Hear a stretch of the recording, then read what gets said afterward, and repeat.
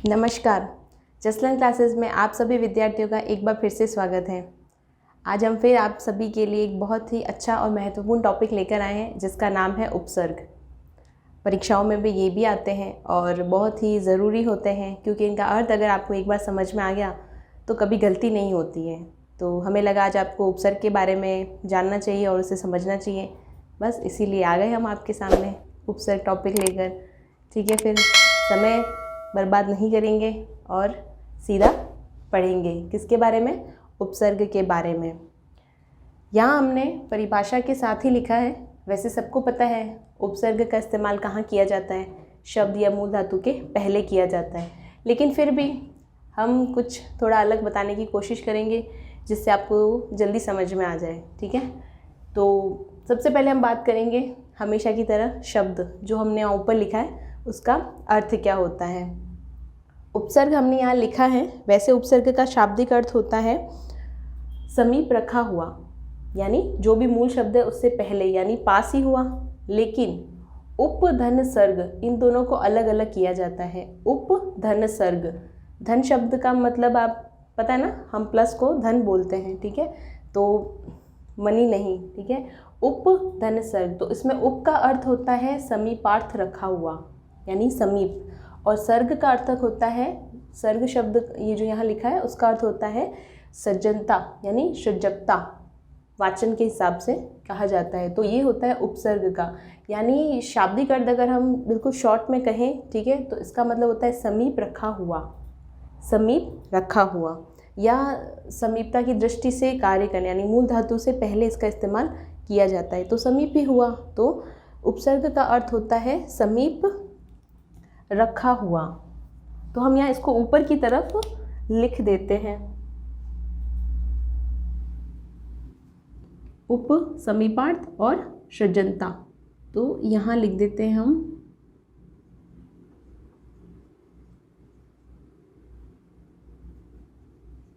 समीप रखा हुआ।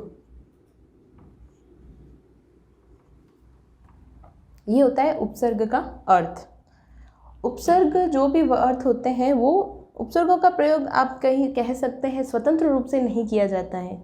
उपसर्गों का प्रयोग स्वतंत्र रूप में नहीं किया जाता है, ये मूल अर्थ के साथ पहले जुड़कर उनके अर्थ को प्रभावशाली भी बनाते हैं और महत्वपूर्ण भी बनाते हैं, या शक्तिशाली शब्द का भी इस्तेमाल आप कर सकते हैं। तो ये उपसर्ग जो है मूल धातु के पहले लगकर उसकी विशेषता बताते हैं।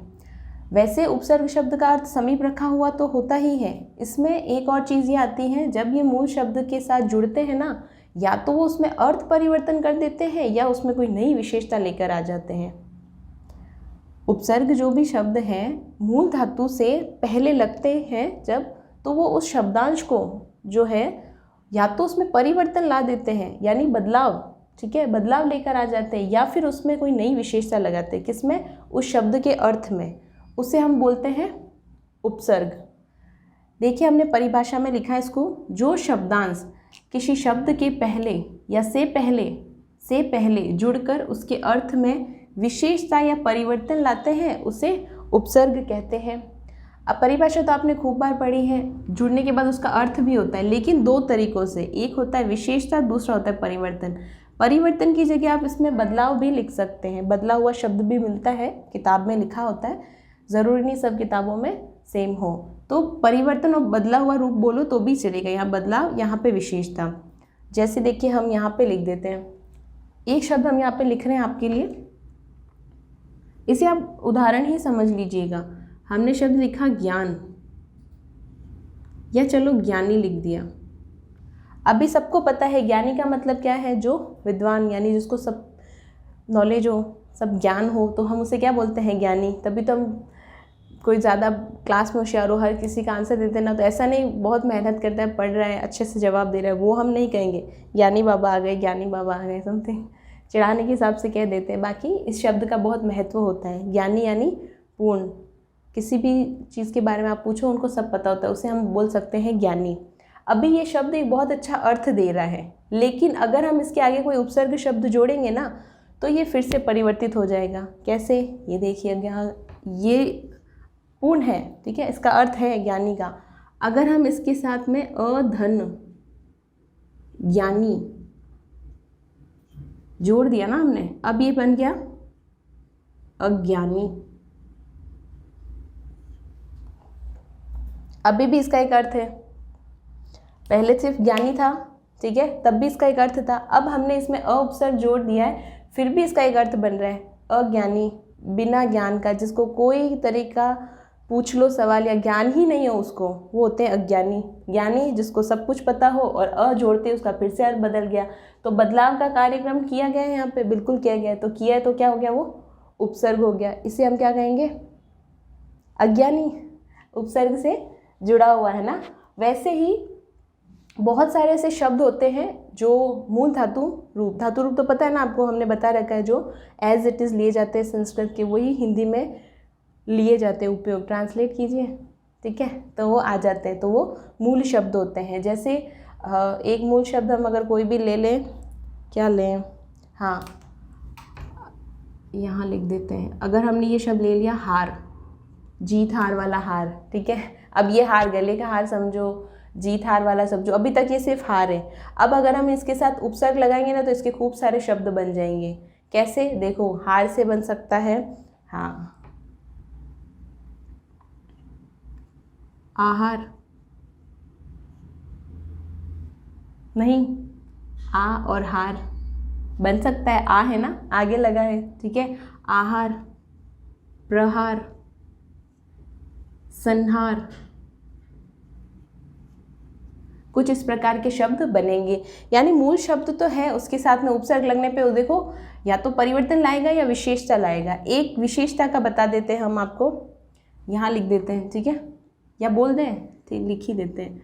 ये लिखा हमने जय, विजय के बारे में बता रहा है कि हम जीत गए हैं, जय वो वाली जय है, राजा महाराजा भी जीतते थे तो जय जयकार करते समथिंग, वैसा जय है ये। अब हम इसमें एक ऐसा उपसर्ग जोड़ देंगे तो उसकी विशेषता बताएगा। जय है, अब हम इसकी क्या बना देंगे, परिवर्तन होगा, जय का क्या हो जाएगा, पराजय।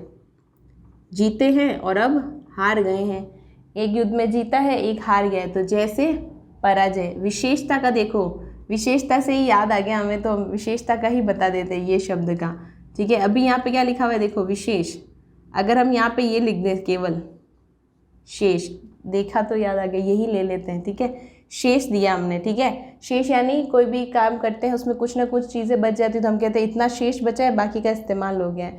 या गणित में भी आता है सबसे आखिर में शेषफल, इतना ही बचा है, बाकी का इस्तेमाल कर लिया है, तो शेष है ना। अब अगर हम इसमें वी जोड़ दें तो ये महत्वपूर्ण बन गया, विशेष बन गया, विशेष बन गया ना, तो हो गया, देखो विशेषता ले ली तब तो ये बन गया। और परिवर्तन की तो हमने आपको काफ़ी बता दिए हैं, परिवर्तन बदल जाता है, उसका अर्थ बदल जाता है, ज्ञान से अज्ञानी हो गया, जय से पराजय हो गया। वैसे ही विशेषता प्रकट करते हैं तो शेष, शेष अभी तक तो कमी थी, जैसे ही हमने वी जोड़ दिया ये ज़्यादा हो गया, विशेष महत्वपूर्ण हो गया, विशेष है हमारे लिए, ठीक है, विशेष है तो उसकी बढ़ गई। तो अब हमें नहीं लगता आपको उपसर्ग की परिभाषा समझ में नहीं आई होगी, आसानी से आ गई होगी। जो शब्दांश किसी शब्द से पहले जुड़कर उसके अर्थ में विशेषता और परिवर्तन लाते, ये रहा विशेषता और ये रहा परिवर्तन, उसे हम बोलते हैं उपसर्ग। क्लियर है, बहुत अच्छे। अब आप एक चीज़ और याद रखिएगा, हिंदी भाषा में उपसर्ग जो है 3 भाषाओं के इस्तेमाल किए जाते हैं सबसे ज़्यादा, संस्कृत, हिंदी और उर्दू। उर्दू के कुछ ही हैं लेकिन हिंदी और संस्कृत के ज़्यादा है। हमने यहाँ पे जो भी लिखे हैं वो अभी आप लोगों के लिए, जिन क्लासेस के लिए हम ये करा रहे हैं उनके लिए महत्वपूर्ण है, वही हम यहाँ पे आपको आज बताएंगे, ठीक है। इसके अलावा भी है खूब सारे, वैसे तो 22, 25 मतलब ज़्यादा से ज़्यादा संख्या में, पर वो बड़ी कक्षाओं के लिए। अभी आप लोगों के लिए इतना ज़रूरी है कि आपको समझ में आए उपसर्ग का इस्तेमाल कैसे किया जाता है, ठीक है। तो अभी हम इसके अलावा भी है, अभी हम आपको शुरू में बताएंगे संस्कृत के उपसर्ग, फिर उर्दू के, फिर हिंदी के। अभी हमने यहाँ पे इतने ही लिखे, इसके अलावा भी है, पहले आप इसे समझ लीजिए, उसके बाद वो वाला पढ़ेंगे, ठीक है। देखिए, तो परिभाषा हो गई। अब ये देखिए संस्कृत के उपसर्ग हमने सबसे पहले लिखा है अति।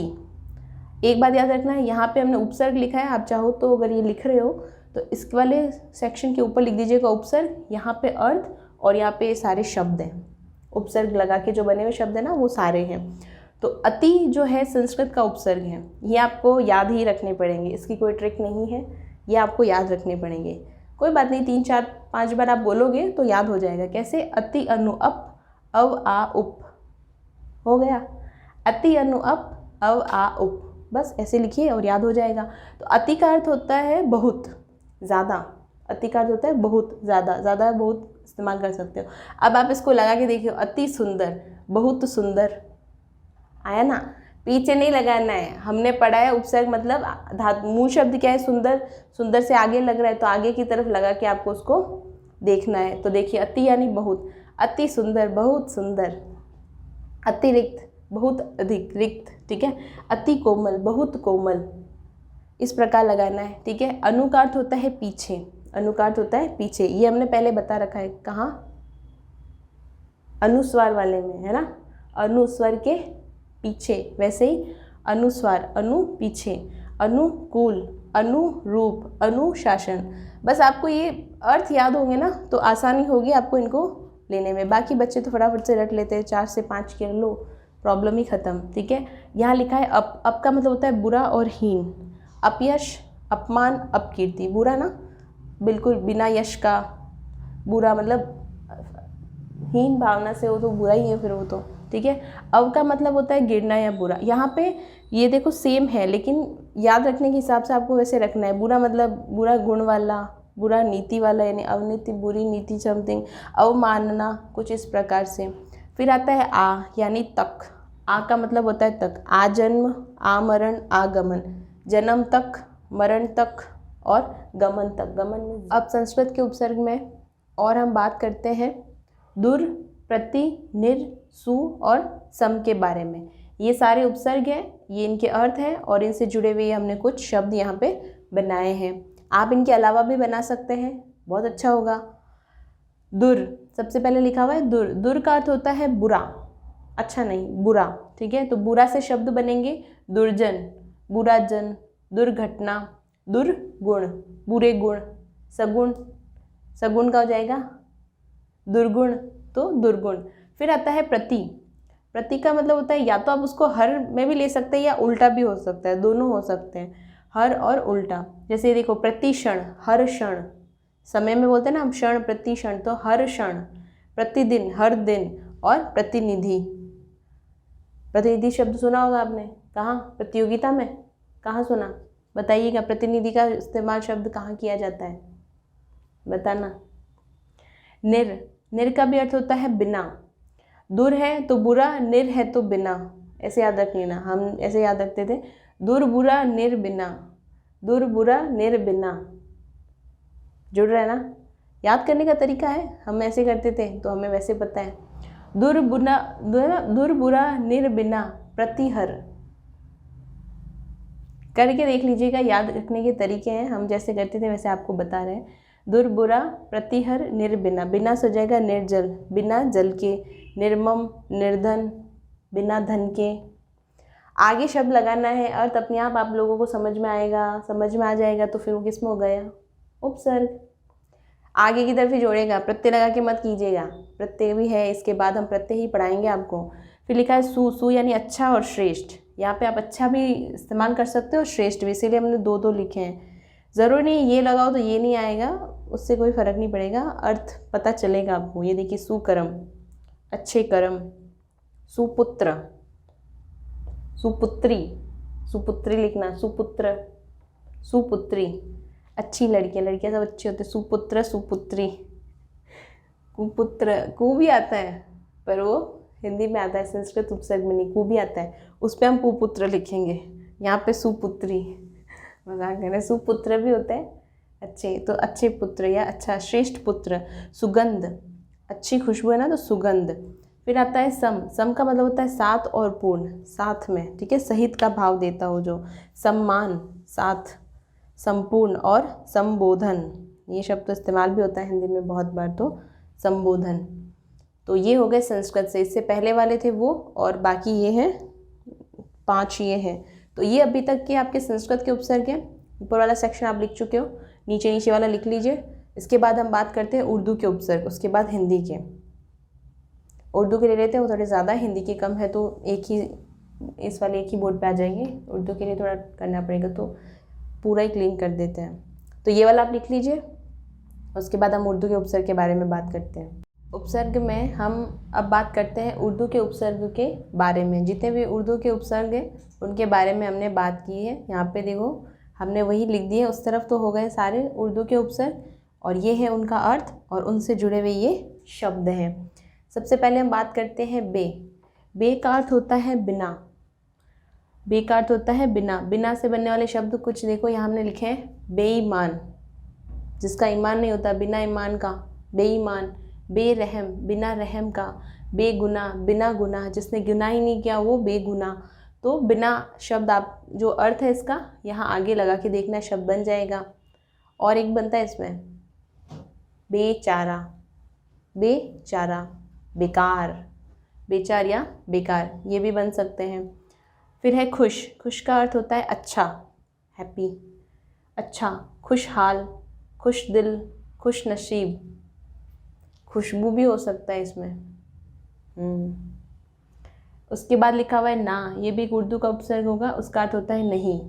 ना का मतलब भी नहीं, अ का मतलब भी नहीं में आता है और ना का मतलब भी नहीं है। ना खुश, खुश नहीं। ना समझ, समझ नहीं। नालायक, नालायक, नालायक शब्द का इस्तेमाल नालायक लड़कों के लिए, नालायक, ठीक है। एक और यहाँ पे हो सकता है नालायक के अलावा नाकाम। नाकाम शब्द भी इसमें आ सकता है। इसके अलावा शब्द बनता है गैर। गैर का अर्थ होता है भिन्न या विपरीत। दो इसलिए लिखे हैं क्योंकि काफ़ी जगह ये भी है ये भी, इसलिए हमने दोनों जगह, जहाँ पे भी दो है मतलब किताबों में कहीं कहीं कुछ और है, इसलिए हमने दोनों लिखे हैं। तो आप दोनों का इस्तेमाल कर सकते हैं। गैर हो जाता है भिन्न और विपरीत। गैर हाजिर, गैर कानूनी और गैर सरकारी। गैर हाजिर, गैर कानूनी, गैर सरकारी। गैर में एक और शब्द भी आ सकता है गैर जिम्मेदार। जब अपनी जिम्मेदारी का हो ही नहीं ना, गैर जिम्मेदार, ठीक है, गैर जिम्मेदार।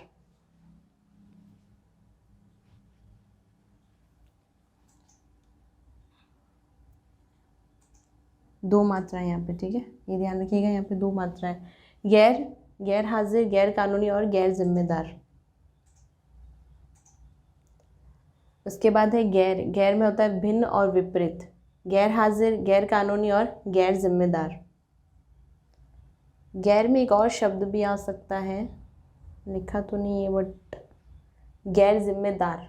गैर सरकारी, गैर जिम्मेदार, जिम्मेदारी का काम ना हो, गैर जिम्मेदार होता है। फिर आता है ला। ला में होता है बिना या ला, मतलब बिना ही है, ला जोड़ा गया है उसमें, तो ये ला हटा भी सकते हो आप। बिना शब्द याद रख लीजिएगा। वैसे लावारिस, लापरवाह और ला इलाज, ठीक है, लावारिस, लापरवाह और ला इलाज। उसके बाद लिखा है हमने दर। दर का मतलब होता है मैं, असल में, दरअसल, असल में, दरमियाना, मियाना में, दर किराएदार, किराएदार में, ठीक है। वैसे दर है, वैसे आगे ही लगाते हैं, मैं असल में, समझने का तरीका है बस, ठीक है, तो दर। और इसके बाद लिखा हुआ है बद। बद का मतलब होता है बुरा, बदनाम, बिना नाम यानी बुरा नाम। बदसूरत और बदकिस्मत, बुरा किस्मत। उसके बाद आखिर में लिखा है हमने कम, मतलब थोड़ा, कमज़ोर, कम उम्र और कम अकल। थोड़ी अकल वाला, थोड़ी उम्र वाला और कम ज़ोर वाला। इसमें एक और शब्द भी आ सकता है कम खर्च। कम खर्च शब्द भी आ सकता है, तो आप यहाँ कम खर्च भी लिख सकते हो यहाँ पे। तो ये है उर्दू के शब्द, ये वाले जितने भी हैं, और ये उनका अर्थ और ये शब्द बनाए हैं हमने। याद आपको ये भी रखने होंगे और ये भी रखने होंगे। अगर ये दो चीज़ हो गई तो आप सोच के भी शब्द बना सकते हो, है ना। जैसे हम खड़े खड़े जो जो दिमाग में आता है वैसे वैसे बता देते हैं, तो आप लोग भी इसमें बना के लिख सकते हो। इसमें बदबू भी आ सकता है, जैसे इसमें खुशबू, बू मूल शब्द होगा ना, तो उसमें आगे खुश लगाओ तो खुशबू बन जाता है, और वही अगर बू हम नीचे लगा दें आखिर में तो वो बदबू भी बन सकता है। हाँ बिल्कुल बन सकता है। तो आप अगर शब्द और उसके अर्थ याद रखोगे तो शब्द आप वहाँ सोच के भी बना सकते हो परीक्षा में। ज़रूरी नहीं आपको रट के ही जाना पड़े, शब्दों के अर्थ आपको याद रखने होंगे। ठीक है, फिर ये उर्दू के उपसर्ग हैं, इन्हें भी आप लिख लीजिए। बस अब तो हिंदी के हैं, वो कुछ ही हैं जो हम आपको 5 मिनट में बता देंगे। अब हम बात करते हैं हिंदी के उपसर्ग के बारे में। जितने भी उपसर्ग हैं हिंदी के अभी जो आप लोगों के लिए ज़रूरी है वो हमने यहाँ लिखे हैं। उसमें आता है कु, नी, अद, अ और अन, और आखिर में लिखा है बिन। ये है हिंदी के उपसर्ग और ये है उनके अर्थ और उनसे जुड़े हुए ये शब्द। सबसे पहले बात कर लेते हैं कु। कु का अर्थ होता है बुरा। कु का अर्थ होता है बुरा। उसी से जुड़े हुए शब्द लिखे हैं कुपात्र, बुरा पात्र, कुकर्म, बुरा कर्म, कुनीति, बुरी नीति। उसके बाद आता है नी। नी का अर्थ होता है बिना। निडर, बिना डर के, निहत्ता, बिना हत्ता, बिन्नी कम्मा, तो बिना शब्द लगा के आप उसको बना सकते हैं। उसके बाद लिखा है अध। अध का अर्थ होता है आधा। अध का अर्थ होता है आधा। अध पका, आधा पका हुआ खाना, आधा पका हुआ, जिसको नहीं आता वो अध पका, आधा पक्का, आधा कच्चा खाना बनता है, तो ऐसा अध पका। अध मरा, अध खिला। इसमें अध जला भी हो सकता है। अध पका, अध मरा, अध खिला, अध जला भी हो सकता है इसमें। आधा जला हुआ, अध जला।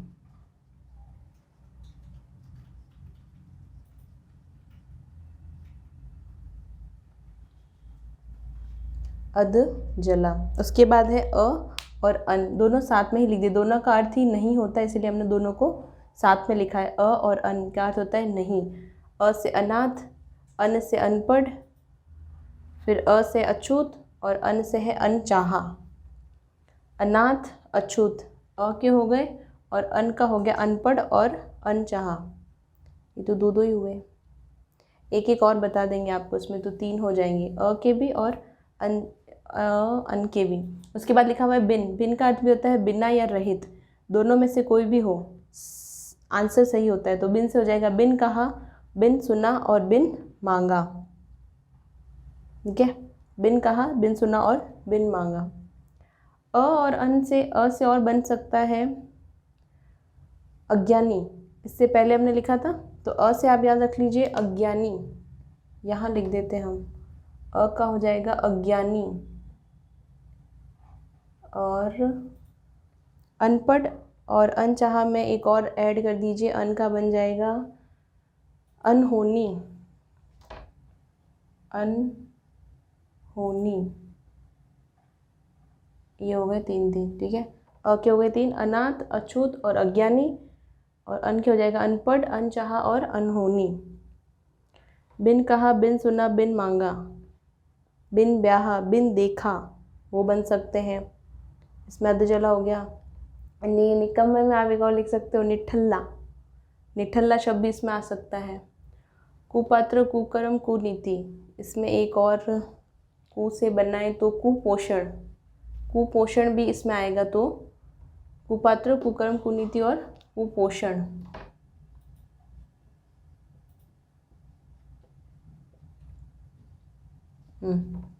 ये हो गए हिंदी के सारे उपसर्ग जितने भी हैं अभी ज़रूरी वो हमने बता दिए, कु, नी, अध, अ, अन और बिन। ठीक है, फिर आज हमने बात की है उपसर्ग किसे कहते हैं, उसके अर्थ के बारे में। और हिंदी भाषा में 3 तरह के उपसर्ग मतलब भाषाओं में इस्तेमाल किए जाते हैं, वो तो हिंदी, संस्कृत और उर्दू। उन तीनों के बारे में आज अच्छे से बात की है। चलिए, इसके बाद हम प्रत्यय के बारे में बात करेंगे। तब तक के लिए मस्त रहिए, स्वस्थ रहिए और हमेशा मुस्कुराते रहिए। जय श्री कृष्णा।